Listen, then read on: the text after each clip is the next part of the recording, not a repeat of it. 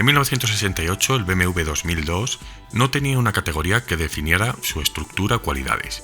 Sin embargo, el prisma con el que se le comenzó a mirar a partir del siglo XXI, cuando ya se había convertido en un veterano de las carreteras, procesó a uno de los coupés deportivos más carismáticos y exóticos del viejo continente. Se trataba de un coche relativamente sencillo, sin concesiones al lujo, algo que adicionalmente era bastante inusual en el enfoque corporativo de los productos germanos. Dejando de lado sus cuestionables lujos, hablamos de un modelo que llegaba dotado de un excelente motor y mejor chasis aún. Esto provocó que muchas de las unidades vendidas jamás fuesen matriculadas como vehículos de calle. Entonces se completaron abundantes transacciones bajo pedido para que el modelo fuera directamente transformado por clientes privados en coches de carreras. Si bien en aquella época muchas localidades aún carecían de concesionarios oficiales que abasteciesen las estrechas demandas.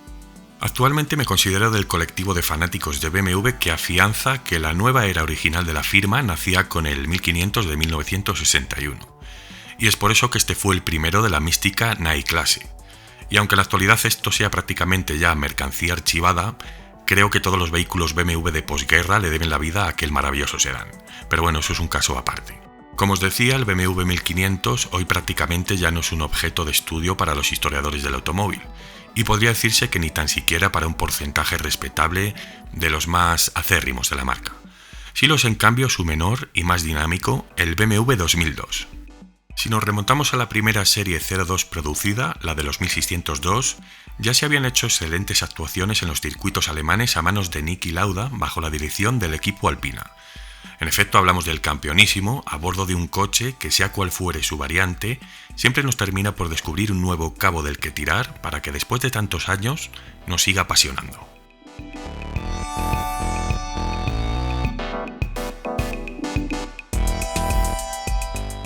Una de las características que lo hacía tan especial era su esquema chasis-bastidor. El monocasco de 2 puertas llegó dotado de un puntal MacPherson que precisamente se estrenaba por primera vez en un BMW. Detrás iba dotado de una suspensión flexible e independiente que lo hacía especialmente divertido a la par que efectivo. De hecho, debido a su insuficiente producción, el coche nunca llegó a ser homologado como Grupo 1 de rally, y de ser así, en aquella época hubiera sido imbatible. Por si fuera poco, BMW decidió singularizar al modelo con una franja de precio mucho más asequible que la del resto de su gama, y así su target se dilató de una forma exponencial.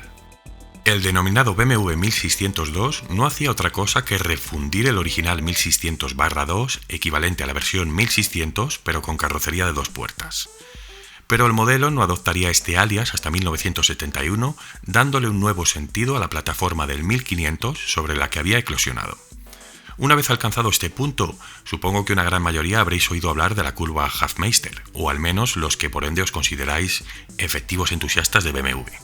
Este distintivo propio, que define a todos los modelos BMW desde principios de los años 60, se debe al ingeniero Wilhelm Hofmeister, quien durante el nacimiento de la serie 02 ocupaba el cargo de jefe de diseño de la marca en las oficinas de Múnich. Para las labores esquemáticas de este proyecto, eligió a 2 de sus mejores proyectistas, Manfred René y Georges Bertrand. Como dúo, redujeron drásticamente la distancia entre ejes con respecto al 1500, restringieron el peso final y aplicaron una apariencia única que sentaría las bases del turismo deportivo alemán.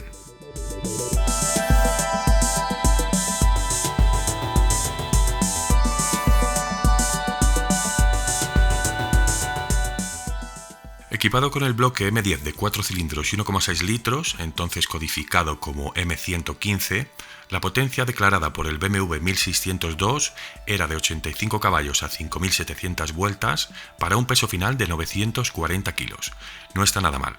En aquel entonces, con unas cotas y un peso similares, aventajaba en 15 caballos a nuestro veloz SEAT 1430.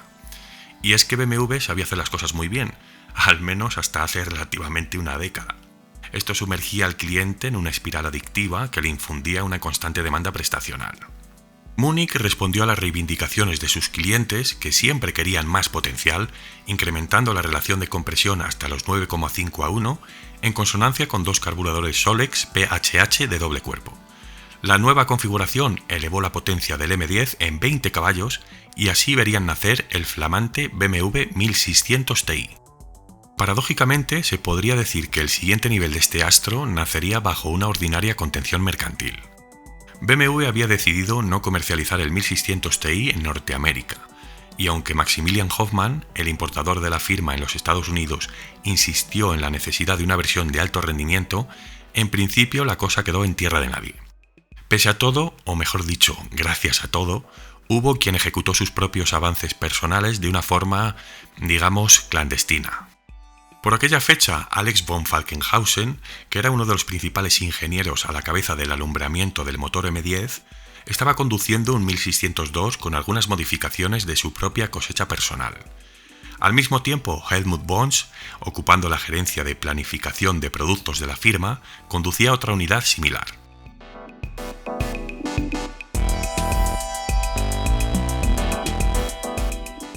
Y tan similar. Lo irónico de todo este compendio es que ambos compañeros de trabajo se descubrieron conduciendo unos vehículos cuyos canjes personales eran casi idénticos. Se trataba de un motor M10 de 2 litros. ¿Crees en las casualidades? Yo creo en la afirmación de que aquel azar dio vida al idílico BMW 2002, sin duda. Tras descubrirse a sí mismos, los dos trabajadores deciden convocar a la junta directiva de BMW para proponerles asaltar el mercado mediante la formulación de sus inquietudes personales. Un BMW con motor de 2 litros. La propuesta fue tan seductora, tan brillante, que un año después, en 1968, el coche estaba ya en el mercado bajo el título de BMW 2002. Al igual que en su predecesor, se volvían a aplicar los mismos preceptos para la designación de su nombre, siendo 2000 el tamaño del motor y 2 la referencia de las puertas portantes de su carrocería. El catálogo partía de una versión estándar de 100 caballos, seguido del 2002 Ti con doble carburador Solex y más compresión, que declaraba 120 caballos. Ahora bien, para hablar de la aplicación de esta estrella en las carreras, volvemos a remontarnos a la época del 1500.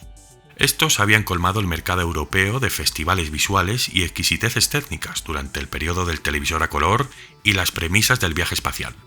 Pero después, entre 1963 y 1966, los alemanes desvelarían los 1800 Ti y 2000 Ti, coches que ya comenzaban a asustar a los modestos en las pistas germanas.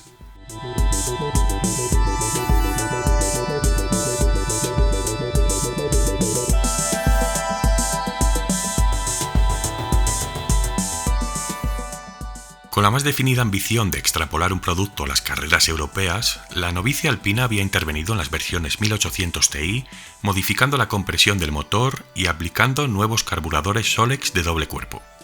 Es por aquel entonces cuando Alpina se consolidó como empresa, implementando en principio simples carburadores modificados en el 1500, posteriormente en el 1800 Ti y de ahí en adelante. Honores de ello a Burkhard Bovensiepen, el original y único artífice de tales oficios técnicos.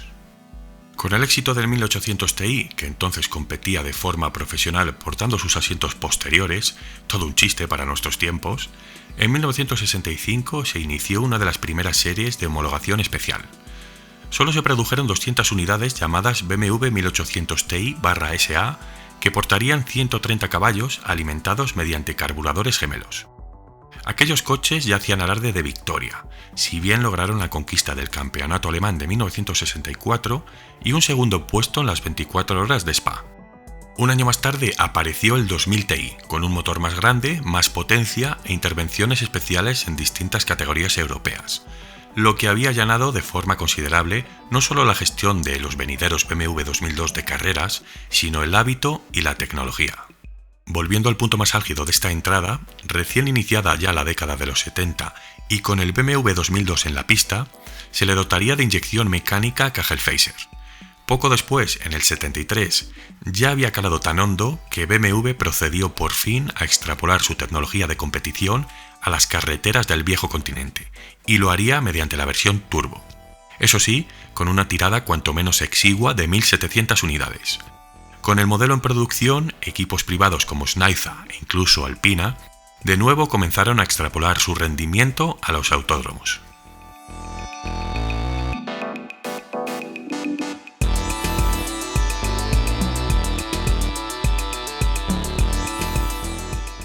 GS Tuning se convirtió en un referente en lo que a la conversión de BMW 2002 de carrera se refiere. Se trataba de una empresa nacida en el seno de uno de los propios cuarteles de BMW, en Friburgo, concretamente el de Gerhard Schneider.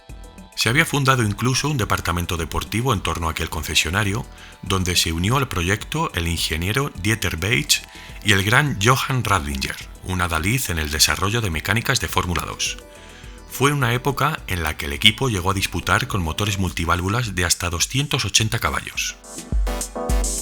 En una época de mentes brillantes e inquietas, donde dinosaurios de este tipo aún no gozaban de un terreno específico donde ser reconocidos, el BMW 2002 sentó las bases de las berlinas alemanas de temperamento más altivo.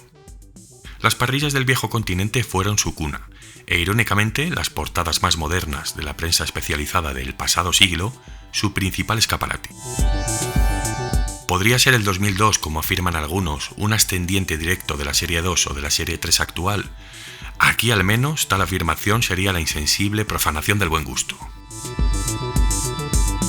Bueno, esta maravilla constituye sin duda una parte importantísima dentro de la historia de la firma bávara y por supuesto es un coche que me encanta, me gusta muchísimo. Es más, podría deciros que puedo contar con los dedos de una mano las veces que he podido disfrutar de este coche en persona, son auténticos unicornios hoy en día. Bueno, seguimos. Estoy trabajando ahora mismo en un GT para mí increíble, que además hace poco le conseguí para mi colección de 1.43 y me hace especial ilusión hablar de este gran coloso y traerle al canal. Esta semana le veréis.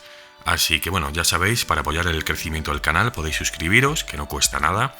Si os gusta el contenido, dejadme un like, que también contribuye muchísimo.